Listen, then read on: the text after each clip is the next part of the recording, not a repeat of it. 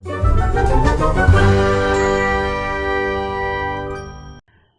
ketemu lagi dengan kita di podcast ini, tempat amatiran seperti kita berdua akan mereview dan membahas seputar film. Oke? Aku Mania, amatiran 1, dan teman aku, amatiran 2, Aldio. Hari ini akan membahas salah satu film terbarunya Nicolas Cage yang judulnya apa?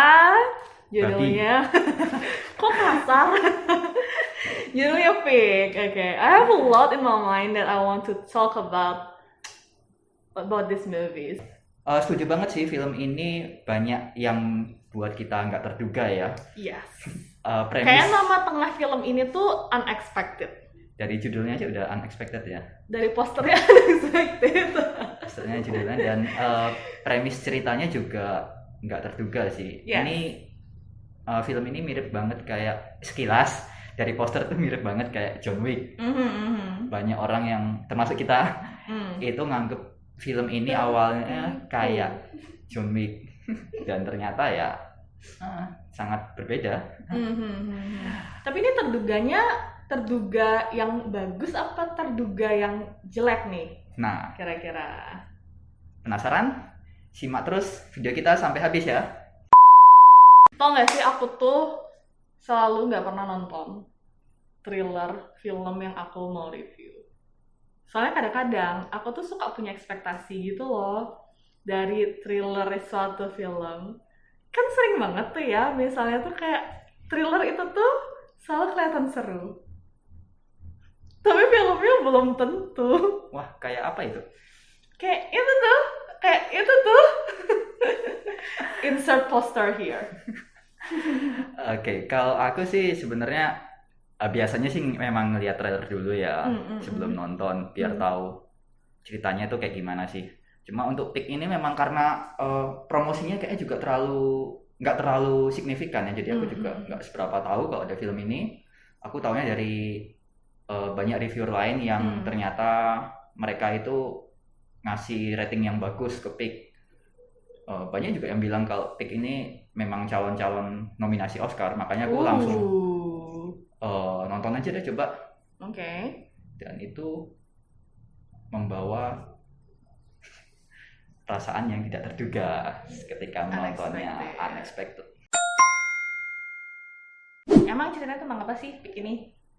Pig ini ceritanya tentang pemburu jamur ya, pemburu jamur yang ada di hutan. Jamur, kayak jamur gitu. Travel. Oh, jamur ya travel, expensive shit. Bukan jamur ini ya, mushroom. Itu beda cerita nanti. Oke, jadi ada seorang pemburu travel di hutan, dia tinggal sendirian.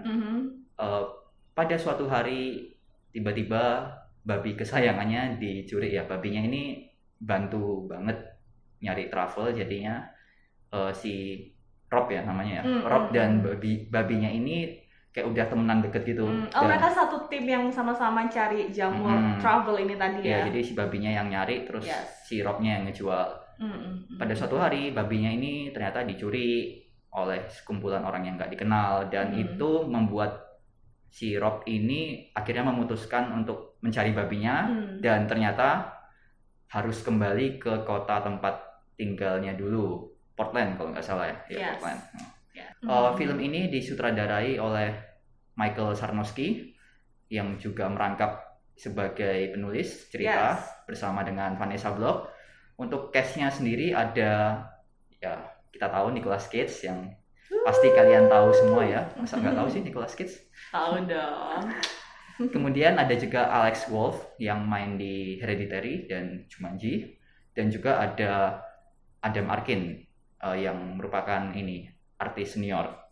Oh, I see. Ini kalau buat filmnya Michael ini yang pertama kali aku tonton. Aku juga pertama kali. Aku belum pernah nonton film-filmnya dia sebelumnya. Cuman kalau Alex Wolff, ini ternyata film keduanya Alex Wolff yang aku udah pernah nonton. Sebelumnya aku udah pernah nonton Hereditary. Cuman aku pikir si Alex Wolff ini punya saudara namanya itu Nat Wolff. Oh iya. Aku pikir yang main Hereditary itu Nat Wolff, because kayak aku cuma taunya Nat doang. Aku nggak tahu eksistensi Alex sampai kemarin nonton. Aku belum pernah nonton si Ned bahkan sebenarnya. Ned itu mainnya itu tuh kebanyakan di film coming of age gitu. Jadi kayak Palo Alto atau The Fault in Our Stars gitu. Dia emang kebanyakan teenage drama gitu mainnya. Sedangkan kayaknya Alex ini kalau aku ngelihat dari historinya dia banyak emang mainnya itu tuh yang apa ya? Horor, enggak? Ya mungkin yang karakternya itu tuh apa ya? Karakternya itu bukan remaja biasa gitu kan. Jarang main di ini ya, jarang main drama cinta ya. Yang pertama kita tahu of course Hereditary, terus kedua Pig ini gitu. Ya seperti aku bilang tadi di awal, film ini ratingnya tinggi juga ya. Kan aku tahu dari. Aku kaget banget lihat di Rotten Tomatoes sekitar 97%. Yes. Dan di IMDb juga 7/10 dan di Letterboxd juga 3,8. Ini berarti semuanya rata-rata punya kesan yang positif ya nonton Pig ini. Makanya kita penasaran ya, kita coba saja. Dan ternyata ini unexpected in a good way. Karena dari skor aja harusnya udah kelihatan ya. Harusnya. Yes. Terus gimana? Mungkin first impression? Mungkin kita bahas first impression dulu ya. Kayak tadi aku sebutin dari poster sama judul film. Aku kira ini adalah film drama thriller yang banyak kekerasan sama darahnya. I mean, kayak kok kamu lihat posternya ya? Posternya itu tuh memperlihatkan close up side profile-nya Nicolas Cage, jadi kayak misterius gimana gitu. Sama pemilihan font type buat ditaruh di posternya pun tuh yang tegak lurus gitu loh. Itu tuh ngasih kesan kayak film ini tuh serius, berat, and then kayak sesuatu yang again unexpected ya, yang ternyata itu amat sangat mengecoh gitu. Jadi sungguhan aku nggak nyangka kalau ini tuh filmnya tuh lebih ke drama daripada ke thrillernya, dan drama keluarga on top of that. Aku sama sekali nggak nyangka. Gak nyangka ya, kalau kita lihat dari posternya memang sangat kelam. Memang kayak film apa ya, thriller pada umumnya nggak sih mungkin. Nah kita juga bisa ngelihat sebenarnya dari poster itu, ini kalau dari aku sih, aku bisa ngelihat dari poster film ini bakal bagus atau jelek, itu kadang bisa kelihatan dari poster. I see. Kalau Pig ini menurutku dari posternya udah kelihatan kalau film ini berat dan punya nilai yang kuat. Hanya dari posternya aja, dan itu ternyata ya memang tergambar di filmnya. Terus aku pas pertama kali nonton, opening scene-nya tuh bagus banget. Oh iya, chef kiss.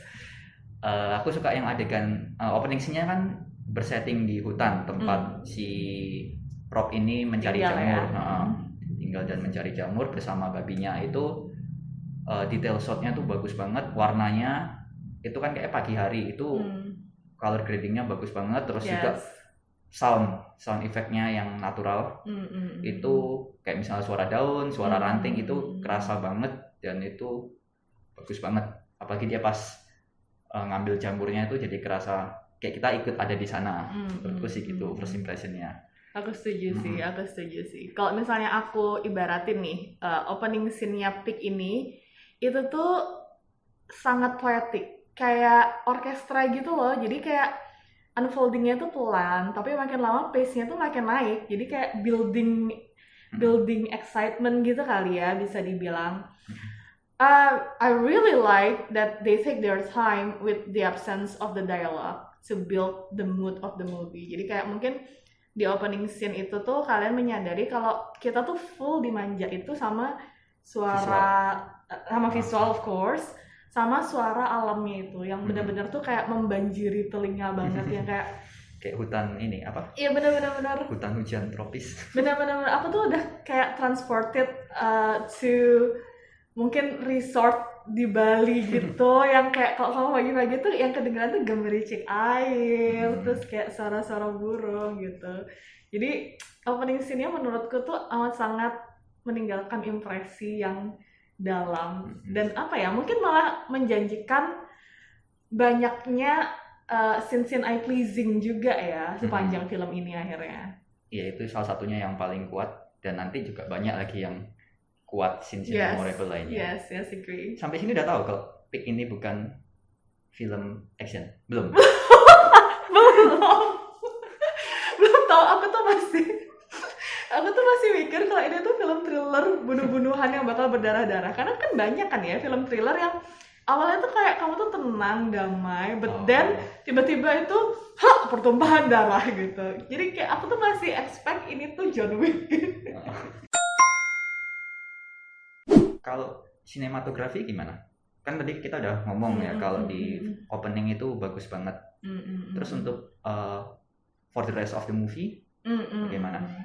I think mungkin yang aku notice dari pertama of course tadi yang kita bahas opening scene-nya sampai mungkin terakhir, yang aku suka itu adalah dinamika antara close up sama dinamika antara close up satu scene ke scene lain yang kamu tau gak sih nangkep micro movement, nangkep ekspresi kecil-kecil yang mungkin kalau kamu tuh nggak close up, kamu mungkin nggak kelihatan gimana mungkin berkerutnya alis atau mungkin matanya yang kayak mungkin mulai nanar gitu. Aku suka banget. Terus white shotnya tuh buat transisi, jadi mungkin kayak ngasih lihat setting tempatnya dan sebagainya. Oh iya, gitu. Itu jadi itu tuh amat sangat, kembali lagi itu amat sangat enjoyable. Terus karena film ini banyak nampilin detail ya, entah tadi itu dari micro movement atau dari ekspresinya. Yes, benar, close up. Tone warna yang gloomy, moody, terus agak-agak fade-ish gitu, bikin kesan mellow-nya itu tuh dapat banget. Oke, berarti udah benar-benar bagus banget ya? Iya. Semuanya bagus. Aku setuju sih, memang sinematografinya tuh bagus banget untuk film ternyata drama ini. Aku setuju. Film drama yang menyamar sebagai thriller. Yang misleading ya. Aku memang suka sinematografinya, kayak aku sudah sebutin di awal, hutannya. Terus juga ada scene yang scene pas si Nicolas Cage sirup sama si Amir itu masak. Itu menurutku dapat banget sih. Itu ya aku setuju, detail shotnya tuh aku suka pas bagian itu. Iya, benar. Jadi kerasa kita ikut masak. Iya, benar. Di sini tuh aku suka banget. Terus juga ada scene pertarungan. Oh, itu maksudnya. Ada juga scene pertarungan itu. Iya. Itu menurutku dramatis banget sih.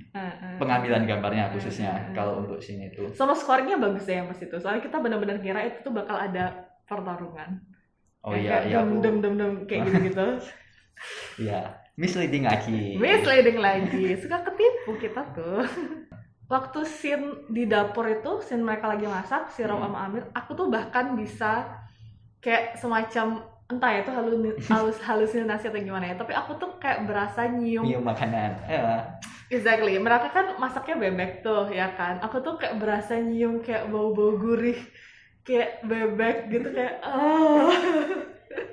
Ini berhasil banget ya, padahal nggak ada, harusnya kita nggak bisa mencium. Benar, exactly. Kalau dari cerita? Sebenarnya sih sampai adegannya si Pick ini tuh diculik, terus Rob itu pergi sama Amir buat nyariin Pick.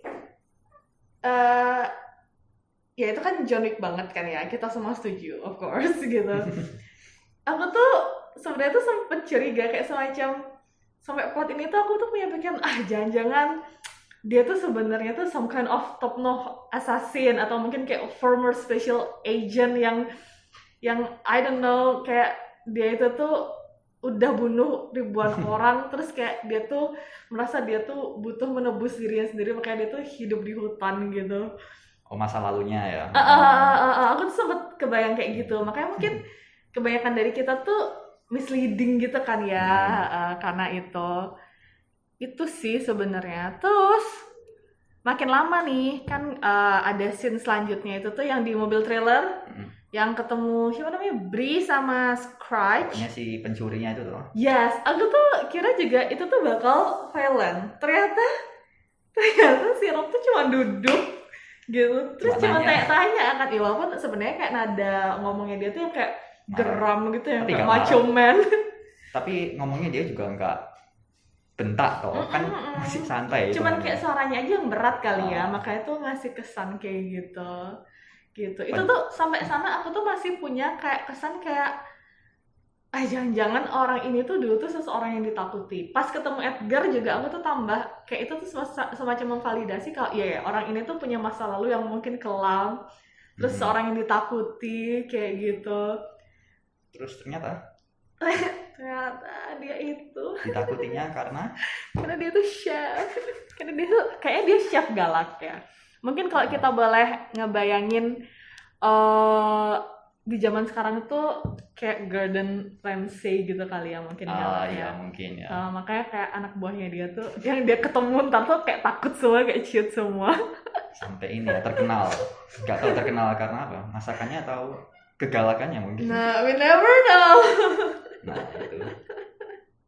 Kamu ada ini nggak? Kan ini kayak salah satu scene yang buat kamu itu tuh memorable kan scene dia fight scene. Pertarungan ya kan. Kalau kamu ada opini nggak pas scene itu? Mungkin. Ya jadi pas scene itu kan scene-nya underground ya. Mereka si Rob sama Amir kan masuk terus lagi pertarungan liar, lagi ada arena. Ini arena pertarungan. Kayak taruhan gitu. Nah, terus si Nicolas Cage itu kan datang dengan ekspresi yang kayak sudah siap bertarung toh. Udah dia badannya gede terus jalannya tuh kayak gini kan. Terus kayak dia tuh setengah berdarah-darah udahan. Belum ya? Belum. Sorry, salah. Dia udah ini terus dia jalan, semua pada ngeliat ya. Dia nulis dulu ya. Nulis namanya gede-gede di papan. Di papan terus semua orang lihat kayak kayak menyadari sesuatu. Wah, aku udah mikir ini ini mantan wrestler. Iya ta. Terus dia kan ngomong juga sebelumnya kalau si Edgar ini suka bertaruh uang ya. Suka taruhan banyak uang gitu. Terus karena si Robnya tuh nulis namanya dia, akhirnya orang-orang pada mulai naruh taruhan kan. Menjagokan dia toh harusnya. Asumsi kita ya kan. Terus habis itu dia mulai bertarung. Si Edgar kan setuju untuk masukin dia ke arena pertarungan dan akhirnya dia bertarung. Lawannya muncul masuk ke arena dan dia babak belur, tidak memukul sama sekali. Jadi selama pertarungan tuh cuma dia tuh kayak dia pasrah aja ya. Pasrah aja, dipukul tas. Aku tuh baru sadar pas dia ambruk, ternyata dia itu tuh kayak maksudnya ikut pertarungan ini tuh bukan buat gebukin orang, tapi buat dia digebukin gitu. Mungkin biar Edgar kasihan kali ya sama dia kali ya. Terus ngasih info tentang babinya. Ya, mungkin ya. Mungkin. Semua itu hanyalah asumsi di film ini ya kan. We never know the truth. Ya tapi serius itu scene itu memang gak terduga banget sih. Itu bukan unexpected. Bukan tipikal action pada umumnya. Kalau action kan dia ikut pertarungan langsung menang. Atau mungkin dia dipukulin dulu terus akhirnya kayak dia tuh kayak one last blow tapi langsung kayak KO gitu lawannya biasanya. Overpower. OP bener.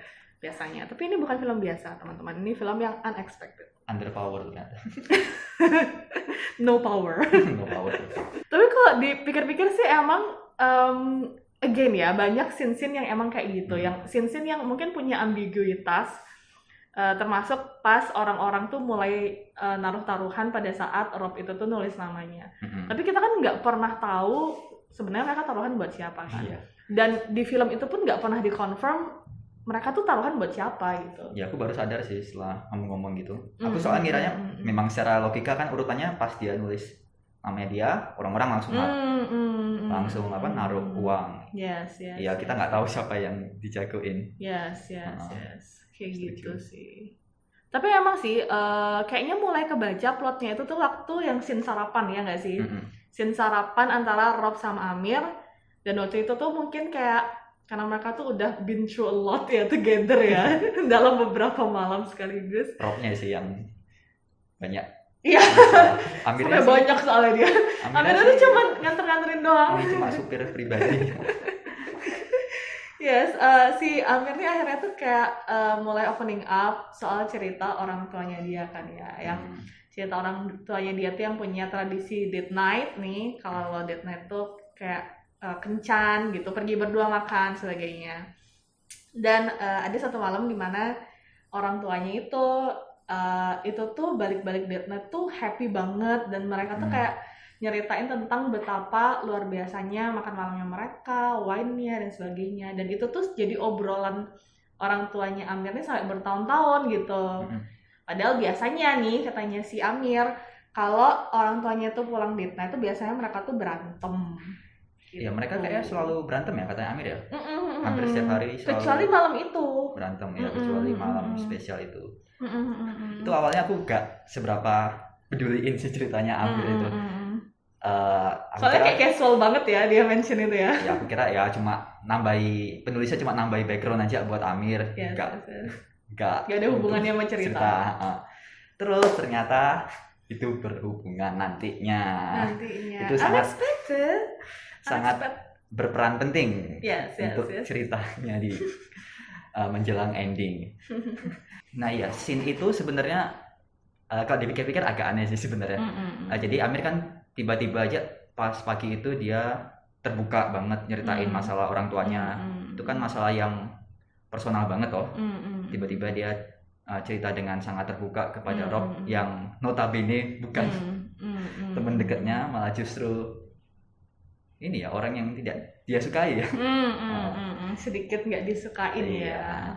Atau banyak. Di scene awal kan dia kan ini ngomong tapi nggak dijawab tuh. Iya benar. Sering banget dia tuh nggak direken kan sama Rob kan. Cuman mungkin kayak kalau menurut aku sih Amir itu mungkin kebawa suasana kali ya. Secara kayak dia tuh tinggal di apartemennya sendiri dan mungkin udah lama nggak punya teman ngobrol. Dan tiba-tiba nih pagi-pagi pas sarapan nih ada orang nih di rumah nih gitu ya. Mungkin atau kalau nggak ada sini tuh filmnya nggak bisa jalan. Benar. Nah itu mungkin alasan yang lebih masuk. Dan barusan sampai di scene itu tuh aku tuh baru menyadari kalau Rob kan mulai masak. Iya makanya exactly. Rob itu bukan pembunuh bayaran saudara-saudara. Ternyata Rob itu adalah tukang masak. Master chef. Jadi kayak lama ya aku tuh kayak nggak sadar itu tuh kayaknya tuh setengah jalan film aku tuh baru sadar kalau ya ini tuh nggak bakal ada assassin, nggak akan ada hitman. Iya, former special agent itu nggak ada yang kayak gitu. Dia chef titik. Chefnya bukan ini ya, bukan chef nyambi assassin enggak ya? Enggak. Chef tulen, dia cuma bisa masak. Aku pas ini itu kan masih belum terlalu sadar kalau dia tuh chef. Ya? Baru sampai scene setelahnya yang yang ketemu mantan. Ketemu Derek. Mantan anak buahnya ya. Mantan asisten. Iya. Nah, itu aku baru tahu di scene itu. Jadi pas scene-nya dia ketemu sama Derek untuk nyari babinya, masih berjalan mencari babi ya itu. Mereka kan menginterogasi si Derek ini, pemilik koki utama pemilik apa koki sih dia? Dia itu tuh kokinya. Bukan pemilik ya. Tapi biasanya kalau di luar negeri itu kebanyakan kokinya itu adalah salah satu kayak eksekutif directornya. Jadi ada tetap di manajemen dia ada biasanya gitu. Oke. Jadi pas dia ketemu itu dia masuk dalam ini ya, kondisi udah babak belur ya. Iya sumpah, dan gitu orang-orang tuh kayak chill aja gitu. Kalau aku di sebelahku ada yang orang kayak gitu, duduk aku yang udah kayak apa? Di mana aku mau keluar? Terus si Derek kan datang masih ini ya, friendly ya. Iya terus benar. Ngeliat si Nicolas Cage saya juga nggak terlalu mikirin.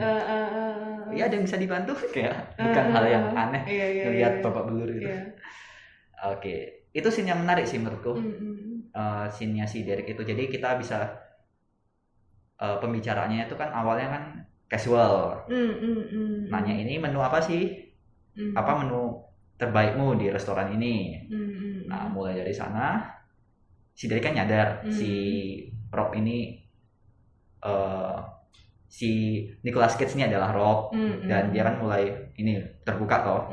Mulai terbuka terus pas si Robnya ngomong mulai main mental ya. Main mental kalau dia nyeritain kalau si Derek ini kan dulunya kan kepingin buat apa? English pub kalau nggak salah dengar. Ya pub gitu toh. Pub. Terus kenapa dia jadi koki di ini? dan itu kita bisa ngelihat ekspresinya si Derek ini mulai yang awalnya friendly mulai kayak nervous, mulai salah tingkah. Itu bagus banget sih, actingnya juga bagus banget sih Derek itu. Kelihatan banget di percakapan itu tuh kan intensif percakapannya. Jadi kelihatan banget tuh kalau si Derek yang di percakapan ini tuh dia tuh seorang realis sih menurutku. Kan banyak yang dia bilang kayak nggak mungkin laku tuh restoran kayak blablabla, tapi si Rob ini nih di sini sebagai si idealis yang kayak semacam membangunkan lagi passionnya Derek gitu nggak sih? Kamu punya mimpi, kejar terus sampai dapat. Nah itu tipenya si Rob. benar. Kalau tipenya Derek, kalau nggak bisa menghasilkan uang ya buat apa dikejar mimpinya. Benar. Tapi ya benar, scene itu tuh menurutku scene yang syarat muatan moralnya ya. I mean like dari scene itu aja tuh kita tuh bisa ngelihat kayak what we do on daily basis, kayak misalnya our job atau mungkin our work itu tuh punya peranan yang besar banget di hidup kita, dan makanya kayak kita tuh penting banget buat kita tuh terus-menerus mengevaluasi apakah ini tuh masih sesuai sama yang kita inginkan dalam hidup gitu. Subtle gak sih sebenarnya? Subtle. Juga gak terlalu kerasa sebenarnya. I think aku processing itu tuh mungkin setelah kelar nonton film aku tuh baru kayak processing everything gitu, benar. Karena sebenarnya tuh kayak percakapannya iya intens, cuman bukan dialog yang frontal, tipikal yang ngajarin orang gitu ya. Dialognya tuh lebih yang kayak apa ya, advice mungkin, sama mungkin kayak apa ya, mancing gitu biar sadar sendiri si Rob. Ya. Benar. Iya, mereka nggak terlalu preaching sih di film ini ya. Betul. Lebih ke apa? Ada di dialognya, tapi tidak ngajari kita untuk seperti itu. Implisit ya. Ya, implisit. Yes. Nah, terus lanjut scene-nya. Setelah itu kan akhirnya tahu, ini spoiler ya, udah ada warningnya tadi. Yang nyulik babinya itu adalah ayahnya si Amir sendiri. Long story short, ternyata ayahnya Amir. Jadi ya itu ada konflik ya di situ. Si Amir dan si Robnya. Amir kan nggak nyangka juga kalau ternyata ayahnya sendiri yang nyulik. Robnya marah sampai dia ngehantem mobilnya Amir. Tapi marah bukan karena ayahnya Amir ya, itu karena Amir gak mau nganter ke rumahnya ayahnya ya, gitu gak sih? No, jadi kayak I think di titik dimana Rob tahu tuh ayahnya Amir, Rob ini kan mulai penasaran kok bisa tahu sih kayak dia tuh punya pick gitu. Marah bener karena nggak mau nganterin, ya of course Amir kan nggak mau punya hubungan sama bapaknya kan, ya kan dia awkward gitu. Terus abis dari ngomong sama bapaknya Amir ini, dia tuh baru tahu kok ternyata beneran Amir yang nggak sengaja ngebocorin gitu. Dan mungkin pada saat itu Amir tuh nggak berpikir panjang kalau si ayahnya tuh bakal melakukan hal kayak gini gitu. Ya itu nyangka nggak? Nggak sih. Sama. Aku kira ayahnya tuh cuma jadi back story aja, nggak bakal bermain ini. Bener. Aku kira tuh some kind of, I don't know, mafia or something. Aku kira sih itu sih. Ternyata berperan penting. Bener. Nah, terus pas adegan pertama kali dia masuk ke rumah ayahnya toh, dia kan, ayahnya kan nolak, jelas nolak. Aku gak mau ngembaliin babimu, aku kasih duit aja. Terus 50 juta cuy. Aku iya sih kalau itu. Iya nggak ya? Yakin iya apa enggak? Tapi kalau Megita diculik enggak deh. Iya enggak deh. Megita ini kucing kesayangannya dia. Iya, Megita is my cat. Enggak sih. Megita. Oke, lanjut. Oke, terus apa tadi? Ya kan ditawari uang. Mau nggak mau harus ngambil. Akhirnya mau nggak mau harus ngambil ya atau? Enggak sih, akhirnya nggak diambil. Iya, akhirnya nggak diambil. Pokoknya kalau dia sampai ke rumah ayahnya ini lagi, dia bakal ngebunuh babinya atau. Nah, terus akhirnya diusir lah si Rob itu dari rumahnya. Nah, dia kan ketemu Amir tuh. Si Rob tungguin soalnya di depan rumah bapaknya kan. Si Rob kan bilang pas itu kita buat rencana baru, kita beli bahan-bahannya, kalau nggak salah gitu ya. Iya. Come with me, we're taking my pick back gitu. Bayangin, coba kalian bayangin itu kan line dialog yang biasanya dipakai sebelum pertarungan. Kita kira mereka tuh mau beli pistol. Mau tembak-tembakan. Ternyata beli apa?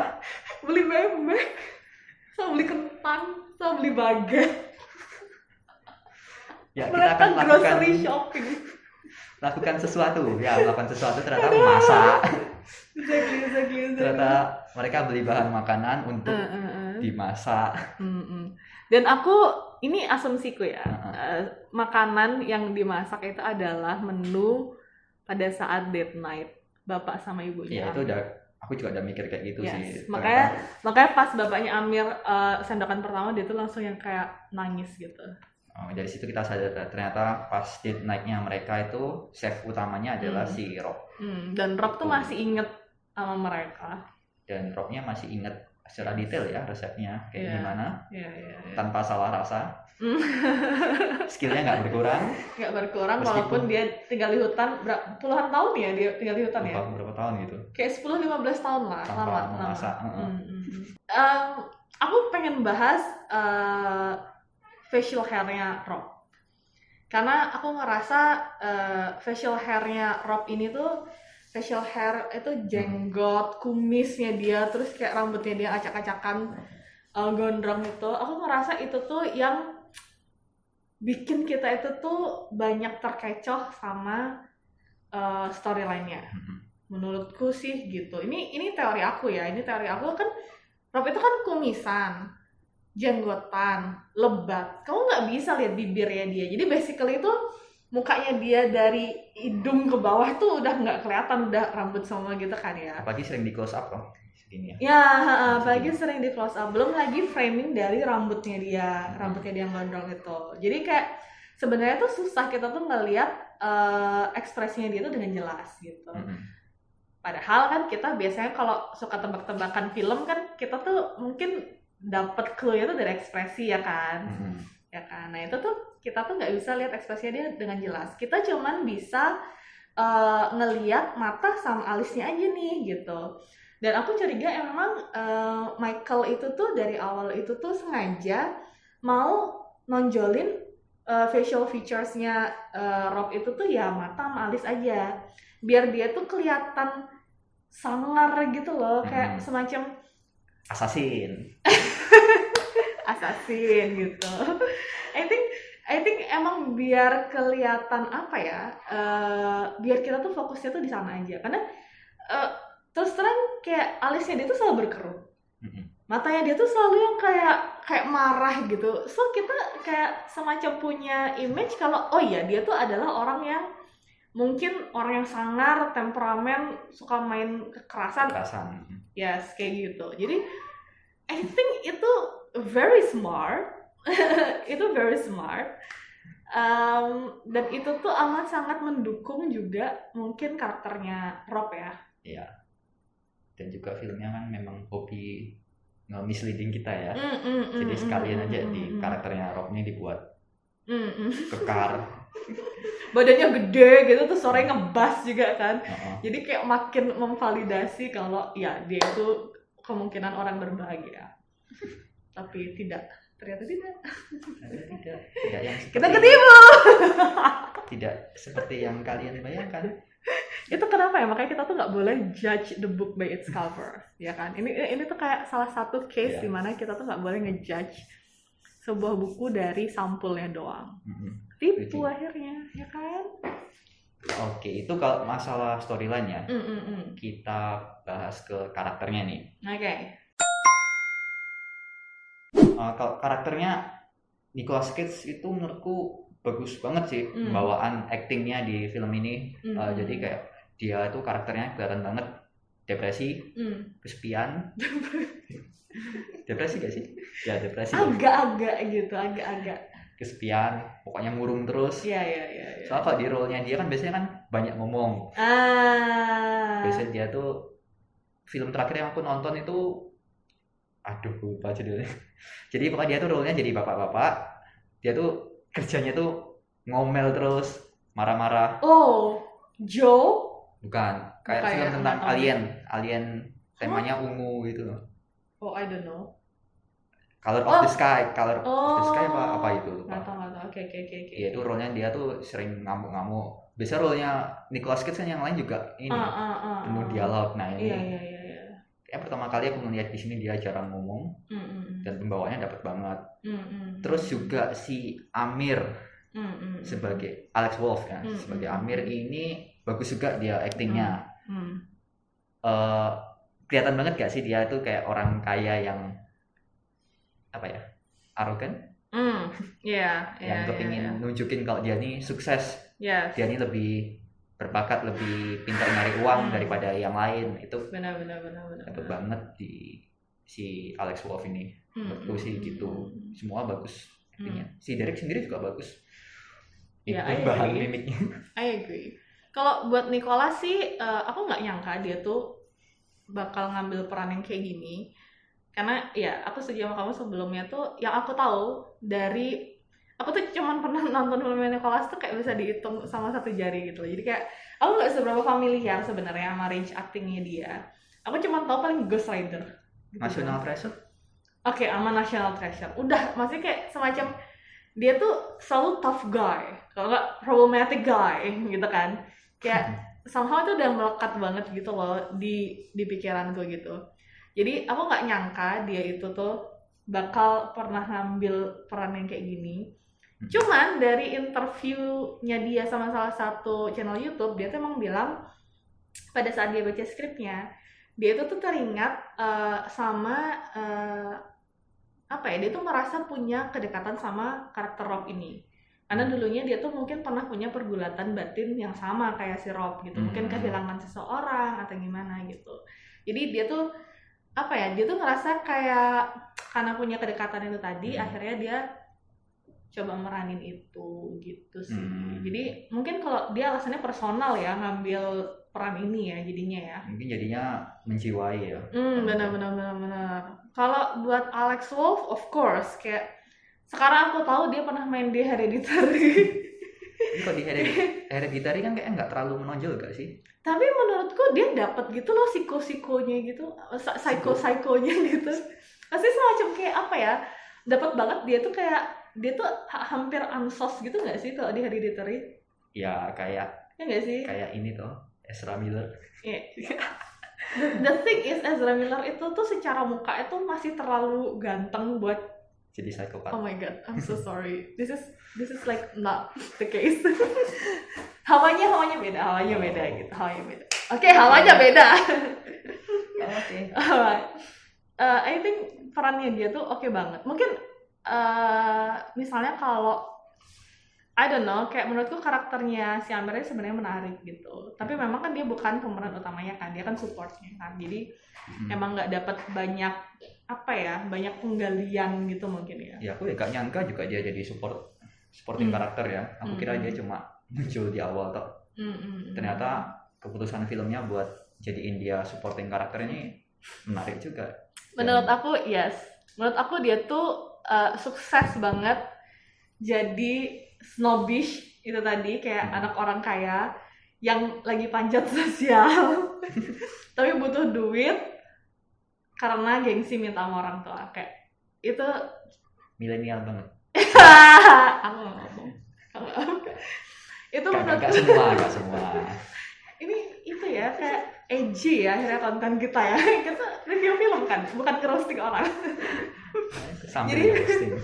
Jadi kayak menurutku dia itu tuh dapet sih kalau ngeselinnya, terus kayak cara ngomongnya nyebelin gitu. I think kayak dia itu tuh dapet sih kalau itu sih.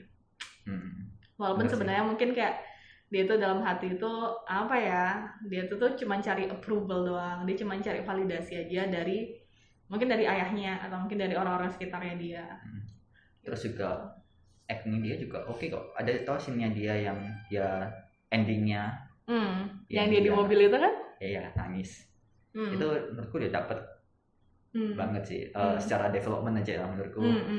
Yang awalnya angkuh, terus jadi makin lama makin kebuka ya dia. Ditutup dengan scene-nya dia yang nangis di mobil. Itu oke banget sih, pas. Kalau aku sih ngerasa mereka sebagai individual oke ya.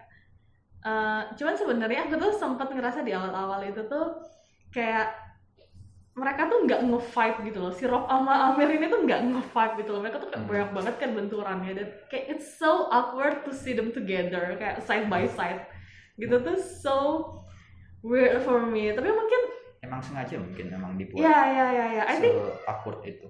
I think that's something that naturally happens. Karena mereka berdua itu tuh sama-sama orang yang menyembunyikan perasaan mereka sendiri nggak sih? Gitu. Tapi ya again abisin sarapan, kayaknya mereka tuh malah berasa nggak sih kalau mereka tuh makin dekat, makin intimate kayak gitu. Kalau bagian-bagian kerennya nih, kita tadi udah bahas panjang lebar dari awal sampai itu masih kurang keren ya? Kita akan nitpick, mungkin kamu suka bagian apa aja dari film ini? Oke. Mungkin awalnya aku kan udah tahu ya kalau Pick ini bakal penuh drama. Jadi aku awalnya tuh punya keraguan kalau aku kan bukan orang yang suka sama slow pace ya, makanya aku kurang begitu sreg sama film-filmnya Oscar. Karena mereka kan rata-rata kan slow pace dan penuh dengan simbolisme. Itu biasa aku gak dapet simbolisnya, gak dapet. Keburu bosan. Nah, tapi aku di sini entah kenapa ya, Pick ini termasuk slow pace kan? Ya nggak sih? Iya, pretty much. Aku gak merasa bosen sepanjang durasinya. Mungkin karena aspek misterinya itu yang jadi aspek kecil. Ya itu juga sama aspek misterinya itu kan buat kita wondering siapa sih yang dalangnya itu mungkin salah satu cara filmnya ini buat kita sebagai penonton itu nggak bosen. Kalau full drama toh kan mungkin bosen ya mungkin. Jadi mereka si filmnya ini memasukkan unsur misteri dan itu bekerja dengan sangat baik. Nah, aku enjoy banget nonton film ini, dan aku rasa juga Michael Sarnowski, si penulis Michael Sarnowski dan Vanessa Block ini bisa ngatur pace-nya. Jadi ada banyak adegan nggak melulu soal kehidupan, tapi ada aksinya, aksi tidak terduga kayak misalnya di pertarungan. Terus juga ya banyak ya. Kalau dari kamu gimana? Aku kebalikannya dari kamu. Aku selalu suka genre yang kayak gini. I'm a sucker for this genre. Kayak some of my favorite itu August Osage, Kansi, sama Nomadland mungkin yang paling terakhir. Aku suka banget sama dua film itu. Pick sekarang masuk list itu juga. Ya, aku karena menurutku kayak this film successfully brings out the emotion. Buat aku gitu sih. Sama kayak kamu juga, scene kesukaan aku pas opening, pas masak itu scene masak itu adalah scene spiritual ya. It's almost spiritual gitu kayaknya. Sama pas Darius, Rob sama Amir. Darius siapa ya? Bapaknya Amir, namanya Darius. Pas mereka bertiga itu tuh nangis bertiga. Oh itu. Ya, itu kan aku suka banget. Toh. Aku suka banget karena kayak apa ya? Here we have 3 guys ya kan, dan semuanya tuh punya ego masing-masing. Tapi mereka itu tuh di satu ruangan dan mereka itu tuh broke down, menangisi kalau dibahasain tuh kayak menangisi sesuatu yang sudah hilang gitu. Kayak kalau aku mengartikan ya, Darius nangisin istrinya yang meninggal. Tapi istrinya belum meninggal loh, koma toh? Belum ya kan, tapi kan I think kayak state itu tuh udah nggak tertolong lagi, tinggal kayak nunggu waktu doang gitu. Merasa nostalgia mungkin ya juga. Bisa jadi. Mengingat kenangannya yang sudah hilang toh. Ya, Amir nangisin mamanya yang ya koma ya kan. Terus Rob of course nangisin babi kesayangannya tuh yang hilang kayak. Dan kayak di scene itu tuh kayak ada beat dropnya gitu menurutku pada saat si Rob itu tuh broke down, jatuh ke lantai, tapi tiba-tiba tuh kayak suaranya tuh kayak di mute gitu. Iya. Itu menurutku tuh amat sangat dramatis dan menyentuh banget jadinya, karena kayak apa ya, kita akhirnya tuh shift fokus kita tuh ke ekspresinya mereka masing-masing, kayak kita nggak mendengar suara tapi kita tuh ngelihat kayak gimana historicalnya mereka gitu sih. Itu kalau aktornya nggak oke sih nggak mungkin bisa berasa sedalam itu. Untung aktornya oke semua. Benar. Terus berarti kamu suka sama endingnya? Sebenarnya kalau ending sih aku tuh at this point tuh aku nggak masalah endingnya apapun itu, aku tuh nggak masalah. Entah kayak endingnya ntar si Rob ketemu sama Picknya atau nggak ketemu sama Picknya, aku tuh udah apa ya istilahnya tuh, aku tuh udah ikhlas gitu loh. Penulisnya tuh mau milih jalan apa aku udah ikhlas, karena kayak buat aku sendiri selama aku nonton film ini tuh ada banyak satisfaction gitu loh. Kayak apa ya, aku puas banget sama jalan ceritanya. Terus klimaks yang tadi aku bilang waktu Rob breakdown setelah tahu ternyata Picknya itu tuh udah mati. Buat aku abis scene itu tuh udah bonus doang sih buat aku. Soalnya setelah scene itu kan memang open ending banget gak sih? Ya kita bisa interpretasiin apa aja ya. Jadi scene terakhirnya itu kalau nggak salah si Rob dengerin kasetnya ini ya, kasetnya yang pernah dikasih sama istrinya. Yang pernah dikasih istrinya, Terus filmnya cut habis itu. Jadi si Rob setuju untuk kerjasama lagi sama Amir sampai jumpa hari Kamis. See you on Thursday ya. Terus dia ngelihat rekamannya, mendengarkan rekamannya, terus cut. Jadi kita bisa menyimpulkan banyak hal ya. Apakah Rob itu harusnya sih tetap jadi travel hunter atau dia mempertimbangkan lagi untuk kembali menjadi chef. Itu kan kita nggak ada yang tahu. Sebenarnya mungkin aku tuh nonton satu video yang bilang kalau abis kan dengerin kaset terus habis itu cut kan. Itu tuh kalau kamu dengerin credit roll-nya itu katanya tuh ada yang bilang credit roll? Iya, credit roll. Ada yang bilang kalau itu kan banyak suara alam kan, masihan kan, suara alam. Terus katanya itu tuh ada tuh kayak halus banget suaranya tuh, emang mungkin orang nggak banyak yang sadar. Itu tuh ada suara langkah kaki manusia sama suaranya babi. Oh iya? Jadi ada yang katanya dengar kayak gitu. Aku sih nggak ngulang lagi ya buat nyari suara itu ya. Cuman katanya ada yang bilang ada suara itu, dan itu mungkin salah satu konfirmasi kalau Rob itu tuh ngelanjutin jadi travel hunter, sama mungkin dia dapat babi baru. Ada yang nganterin babi baru. Mungkin dia kayak cari babi baru lagi. Berarti pesannya lebih kayak move on ya. Kalau bener ya kayak gitu ya, kayak yang belum nonton mungkin bisa didengerin pas credit roll. Film ini memang banyak punya pesannya nggak sih? Yes. I think. Salah satu kekuatannya juga ada di pesan moralnya ya, tentang move on. Iya nggak sih? Kalau menurutmu apa?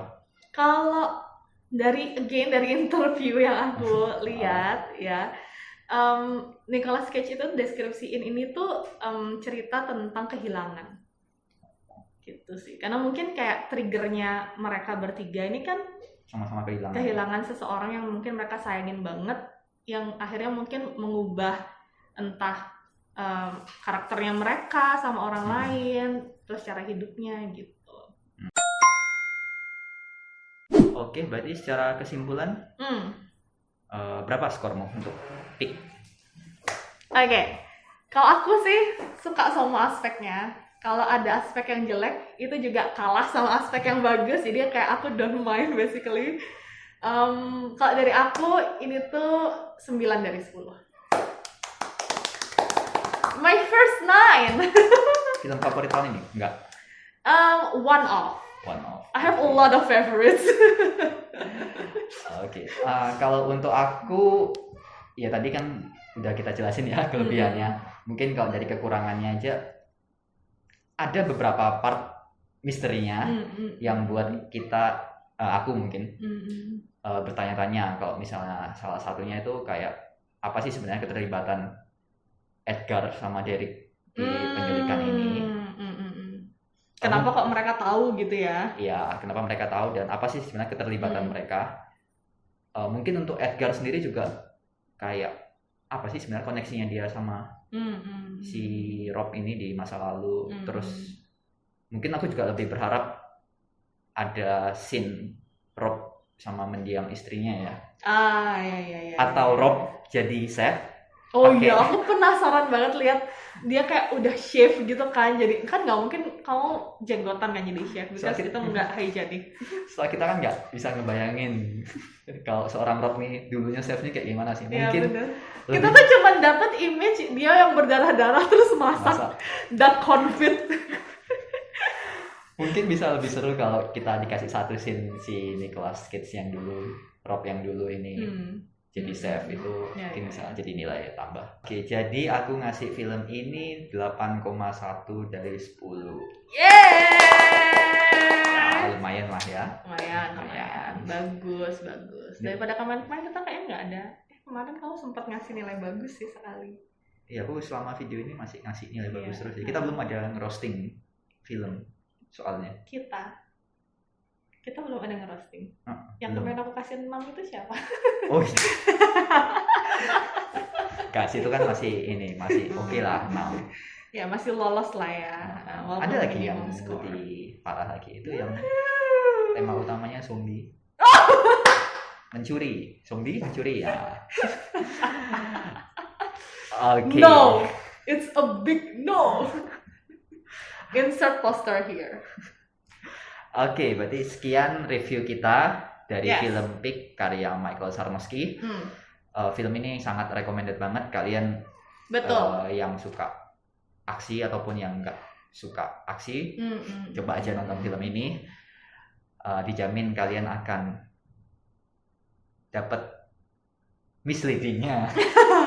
Dijamin kalian akan ketipu. Kalian akan dapat pengalaman yang tak biasa dari film ini. Betul. In a good way. Totally true. Oke, jika kalian penasaran, kalian suka dengan konten ini dan penasaran akan video kita yang berikutnya, bisa bantu dengan tombol subscribe di bawah ini agar kita. Kalau nggak di bawah, di atas, di samping, probably nanti di sana, we don't know. Tapi klik tombol subscribe. Dan tombol like-nya, jangan yang dislike ya, tombol yang like-nya. Like, bukan dislike. Jadi kita semangat ya untuk bikin konten film berikutnya. Oke, terima kasih yang sudah menonton. Sampai jumpa di video kita yang berikutnya. Bye-bye. Dadah.